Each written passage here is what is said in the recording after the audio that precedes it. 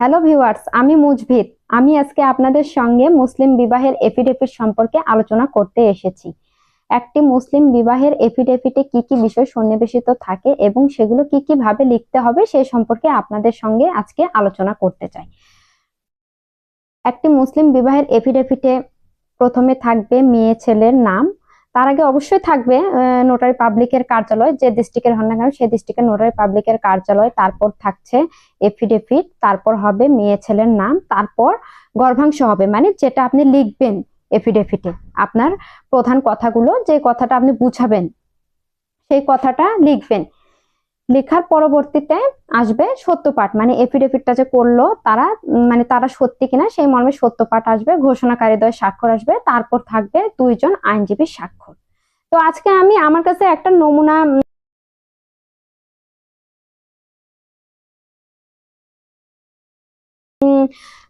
Paper রাখছি। এই পেপারের মাধ্যমে আমি আপনাদেরকে এফিডেভিট কি কি ভাবে লিখতে হবে সেটা ভালো করে বুঝিয়ে দিচ্ছি।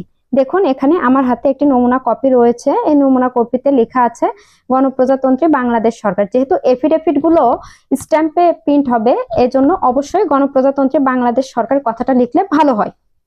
তারপর থাকছে নোটারি পাবলিকের সম্মুখে। এখানে যেহেতু আপনার এটা জেলা বগুড়া লেখা আছে, মানে এটা জেলা বগুড়ার, আপনারা যে জেলা থেকে লিখছেন সেই জেলার নাম উল্লেখ করে দিবেন। তারপর লিখবেন নোটারি পাবলিকের সম্মুখে। তারপর থাকছে এফিডেভিট, এবং তারপর থাকছে ছেলের নাম মেয়ের নাম।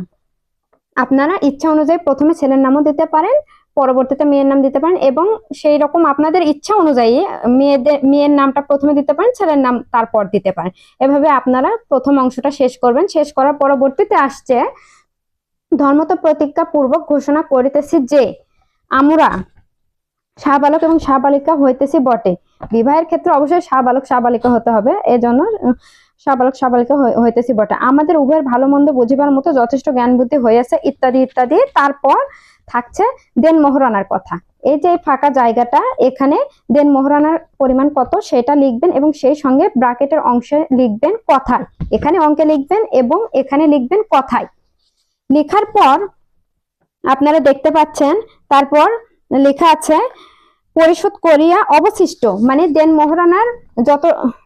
মোহরানার মধ্যে নগদ, সোনার নাকফুল বাবদ নগদ যত টাকা দিবেন সেটা আপনারা অঙ্কে লিখবেন এবং কথায় লিখবেন, এবং তারপর লিখবেন অবশিষ্ট যে টাকার পরিমাণ সেটা অঙ্কে এবং কথায়। লেখার পর এখানে অবশ্যই এই পরবর্তী অংশে এই যে দেখুন এখানে লেখা আছে কাজী অফিসে উপস্থিত হইয়া আমাদের অভিভাবকগণের সম্মতিতে স্থানীয় উপযুক্ত মৌলবী দ্বারা বিবাহ পড়ায় স্বামী স্ত্রী রূপে পরম সুখে শান্তিতে ঘর সংসার করিতেছি। এই কথাটার পর আসবে এখানে বিবাহের রেজিস্ট্রি নাম্বার, বহি নাম্বার, পাতা নাম্বার, এই কথাগুলো এখানে থাকবে। যেহেতু এটা একটা নমুনা ফর্ম, এজন্য আমি এখানে ওই কথাগুলো লিখিনি, কিন্তু আপনাদের বিবাহের এফিডেভিটে আপনারা অবশ্যই রেজিস্ট্রি নাম্বার, বহি নাম্বার, পাতা নাম্বার লিখে ফেলবেন। এখানে এই অংশে লিখে ফেলবেন। তারপর আসছে পরবর্তী অংশ, সেটা আমরা এখানে লিখবো। এখন আমরা উভয় বৈধ বিবাহিত স্বামী স্ত্রী, আমাদের এই বিবাহে কেউ কোনো প্রকার প্রলোভন দেয় নাই বা ভয়ভীতি দেখায়, ইত্যাদি ইত্যাদি আপনাদের ভাষাগুলো আপনারা লিখে ফেলবেন।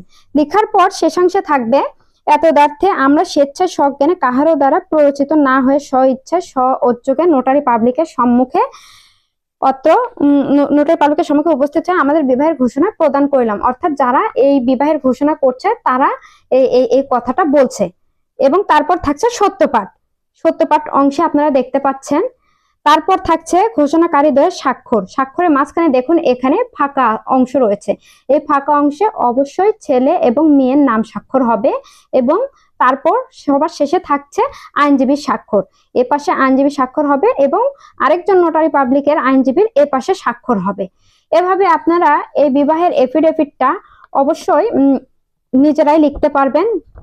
এবং এই বিবাহের এফিডেভিট লেখার সময় যে ধরনের স্ট্যাম্প ব্যবহার করতে পারে, যে ধরনের বলতে এমনটা না, নন জুডিশিয়াল স্ট্যাম্প কেউ 100 টাকার একটাও ব্যবহার করতে পারে, কেউ 100 টাকা দুটাও ব্যবহার করতে পারে, কেউ 100 টাকা তিনটাও ব্যবহার করতে পারে, অথবা কেউ 100 টাকার একটা, অথবা এবং সেই সঙ্গে 50 টাকার একটা।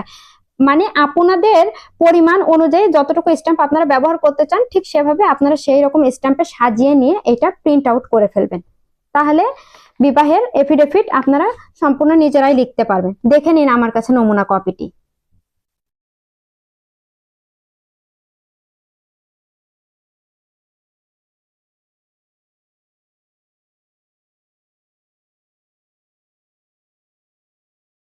আশা করি ভিউয়ার্স আপনারা বুঝতে পেরেছেন। তাহলে আপনাদের সঙ্গে দেখা হবে আগামী পর্বে। আমি মুজফিদ, আজ বিদায়।